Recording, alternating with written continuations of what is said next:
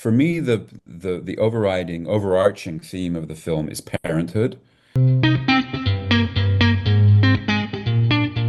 Thank you so much, Steve, for taking the time. Thank you. Honestly, this is great. I'm speaking with Minos Papas, the director of Mother Witch. Um, Thank you so much for the time. This is a really fascinating film. I'm excited to chat about it. Where did it come from, Minos? How did this film come to be?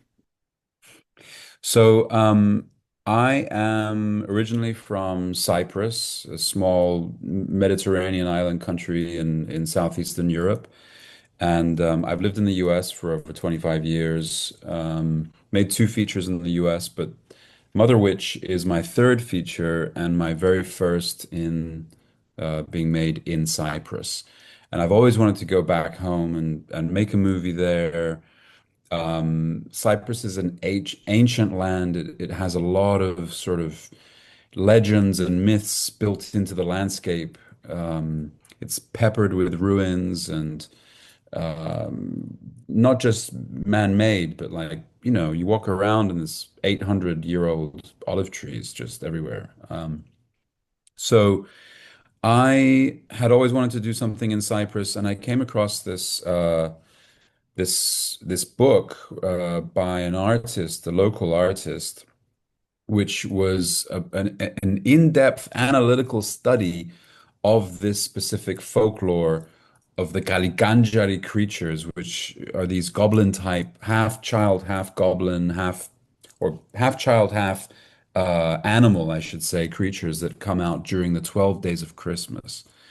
They appear on Christmas Eve, and then they're around until the 6th of January, which is the Epiphany. And reading these books and looking at the illustrations, I just got really inspired. And doing my own research, I found that these creatures are actually, or a version of them, is that they are the spirits of lost, deceased children who died at birth or young and unbaptized, and they come back to haunt their parents during Christmas. So you have this juxtaposition of Christmas being the celebration of birth and new life, and then this idea of lost life coming back, you know? Plus, combined with uh, the experiences of a friend of mine who was a painter, is a painter and a poet, and she tragically lost her first child at a very, very, very young age. And she wrote an incredible book of poetry and painted about him. And I realized how, even though he had passed away, he was still such a huge presence in her life. And this idea of people who we've lost being a presence has always been like a theme in my work. So combining these two elements led to the conception of Mother Witch. I'm fascinated by this because you're right. There are so many things going on in this film. And you brought up so many things here that I want to discuss. It's great. But let's start with the power of art here because that is a fascinating and a key theme in this film. And where art is seen as a relief, but also a call in the midst of grief. In your talking to your friend or in your mind, what is it about art that makes it such a potent and powerful way to deal with our innermost feelings and hurts? Well, I mean, I think it's a therapeutic process. I mean, art is how we express our grief, our pain, our joy, whether that art is a painting or a poem or a movie. And I think that powerful communication that you get through a piece of art is a kind of magic. It's a kind of a spell, it's sorcery almost, the good kind.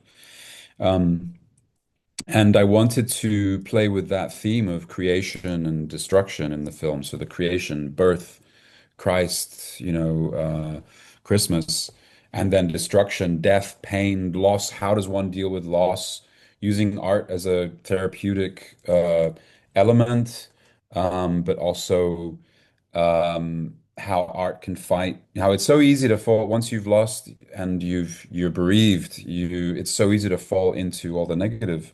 It's natural to fall into all the negative emotions, loss, grief, pain, anger. But art is what can really, you know, alleviate that. Yeah. There's something creative. In a way, it's like, well, in this film, I mean, there's certain this notion of giving life, literally through the art, or at least trying to, when you're at a loss for anything else. Um, I'm fascinated by the tension you said there too between, setting in a time of Christmas and also this time of grief. And I'm wondering, as you were preparing this, like what about that tension did you take away from it, or interested you most? Well, I mean, it's a thematic conflict as well as the conflict between the characters. The film takes place in late 19th century Cyprus, and it's a time of uh, great sort of strife over there. The Cyprus used to be under the Ottomans in the 19th century, and in 1878, the British Empire took over, and they found an island in disrepair. There was poverty, there was squalor, and and in this world, in this newly colonial world, I wanted to tell this story. Um, and the story of Eleni, who loses her children, her three kids die, and she tries to bring them back to life by painting their portrait on Christmas Eve and using the blood of an innocent child in the paint. And she's a character who is played by Margarita Zachariou, who is one of Cyprus's most prominent actresses. And she goes through this incredible journey of loss and then this obsession to try and bring them back. And the only thing she knows how to do is create through art. And she recruits the help of a young boy to help her and to try and take his blood as well to use in the portrait. But the boy asks her at some point, what are you doing? Why do you paint? And she says, "Oh, because I can." And he says, "Why do you want to paint your children?" "To bring them back." And we've all lost loved ones. We've all we all have our memories, but at the same time, we all want to have something to hold on to from someone that we've lost or parted with, whether it's a photograph, a home movie, or a portrait. Yeah, yeah, absolutely. And it's interesting you talk about the colonial history here, because I actually think one of the hardest scenes to watch in some ways is, I won't give away too much, but where one man says, "I won't have my men go without a Christmas meal." And that was actually very upsetting to see. But you see this tension of even Christmas being almost, I don't want to use the term threat, but here it's almost, there's something wrong. There's something off in the way that, like you said, I love that tension between birth and new life and death and loss, which comes out so beautifully within this film. Can we talk about the role of the young man here in this film? Because I think it's interesting. I mean, much of the story is told through the eyes of, is it Eleni? Am I saying that right? Eleni? Eleni is the mother, The yes, the mother, painter yes. mother who loses her children, the protagonist, yeah. But then you've also got Mikalakis. Am I saying that well? Perfect. Perfect. Who is an interesting Are you Greek, character. Steve? No, if I'm doing well, I'm very You- thankful. You're doing great, yeah. Right. Um, but he's plays this interesting role in the film as well, because at one point I thought he was just going to sort of be involved in that journey, but he very much has his own story and this tension with his own family. And we do see a lot of the story through his eyes. I was wondering why you wanted to add that aspect to this particular film. Yeah, I mean, the sort of storytelling structure of the dual protagonist always interested me, you know. I've made other films where I've had a very much a singular protagonist who carries the whole movie. But for this one, because for me, the overarching theme of the film is parenthood. Um, I wanted to have both sides of the coin. There is Eleni who's lost her children, but then you've got little Michalakis who has, in a way, he has a lack of parents or parenting because his parents are quite oppressive, you know. So both are seeking two things. They're kind of two sides of the different coin, but they also are two puzzle pieces that fit with each other, you know. She is seeking to be a mother again, and he is seeking a parent. And parenthood fits in with all the characters. There is the villager who has lost a child and is overprotective over her remaining child and won't let him do anything. There is, you know, the overprotective father of Mikalakis who is quite austere, you know, autocratic and pretty abusive, quite abusive. There is the villager who has not had any children, you know. There is and loves kids but hasn't had any. And there's also the colonial element of the British Empire, who is kind of like a parent. You've got the Mm. English being a parent to Cyprus in the 19th century, for better or for worse, and it kind of like bad parenting in a way, you know, institutionally. But yeah, so yeah, parenthood is definitely the theme. With having said this, I mean, you're dealing with themes of parenthood, you're dealing with themes of grief. I was wondering in your mind, with people you've spoken to, and I know everybody's grief journey is different, but maybe how it's been fed into these characters. What do you think hope looks like for them? Because I know certainly the film does not it end in a hopeless state. I won't say what happens, but it doesn't end hopelessly. But what do you think hope looks like for these characters who are dealing with such deep loss?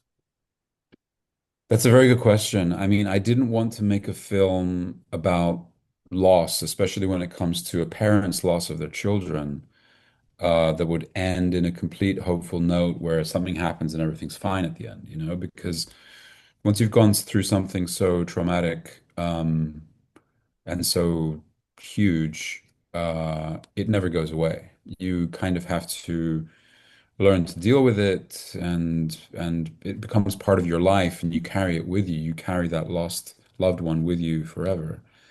And so I wanted to be, and this is something I learned from my close friend, and tried to be faithful to that idea and not give it a Hollywood ending, you know. And I think it's resonated with the audiences at Rotterdam, where the film had its world premiere, because we got quite a few comments about the ending and how people felt at the end, you know, what they carried with them out of the theater. So yeah, so with the premiere, people were responding to that storyline, and they were speaking to you about it. What were some of the things you heard? Yeah, yeah. I mean, people were responding very well to the themes of creation. There's the themes of, you know, this missing ingredient that is needed to create the portrait of the children, which is the color red. And that's a theme that happens throughout the film and then appears again at the end. But you know, people were quite responsive to that, to the ending, as well as the world and the thematics of or the sorry the visual style of the film, because the Mhm. visual style of the film draws from painting of the 19th century, pastorals of the 19th century, and we filmed very much in that style together with my director of photography, Jack MacDonald. We created sort of pastoral landscapes. The landscape of Cyprus is gorgeous, as you saw, and it's like we filmed in winter, so it's not your typical Mediterranean. It's got these incredible cloudy skies with the sun bursting through them, and everything's green and brown, and It's a completely different picture from the summer of a Mediterranean sort of sunny yellow golden beaches. But painting is such a big theme. Also, like we drew inspiration from a the painter Kashalos, who is a Cypriot naive painter. He's a national treasure, considered a national treasure there, and he did these incredible sort of very two-dimensional paintings of village life.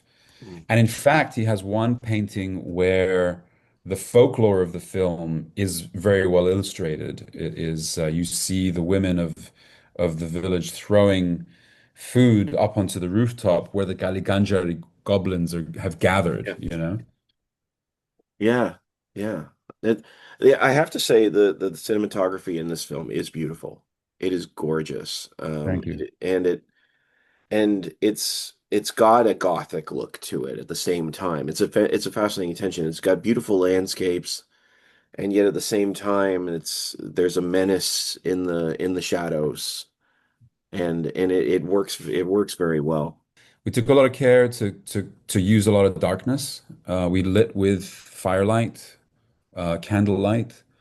We used a lot of reflected light, natural light. And then we also did all our effects practically, with the exception of one CGI effect. But everything was done practically, and we did a lot of 1980s visual effects. Like we used cloud tanks for these thunderous clouds that you see, these to give them a supernatural quality. Um, I think audiences have become a little too accustomed and sort of saturated with the CGI looks, especially with AI tools coming to the fore now, and so we wanted to do something that was a lot more textural, practical, real, in our cinematography. You can tell there is something tactile about the film. And I did not know that you film with natural lighting. That is interesting because I know how hard that can be. But it looks great, and honestly, it's a really fascinating piece. I really do appreciate the chance to chat with you about it. Thank you so much. It really, congratulations on the film. It's great. Thank you, Steve. Thank you very much. It's such a great pleasure to have the opportunity to chat with you about it. Thank you so much, and I do hope that people get a chance to see it. It's beautiful. Have a great day. You too. Cheers. Thanks.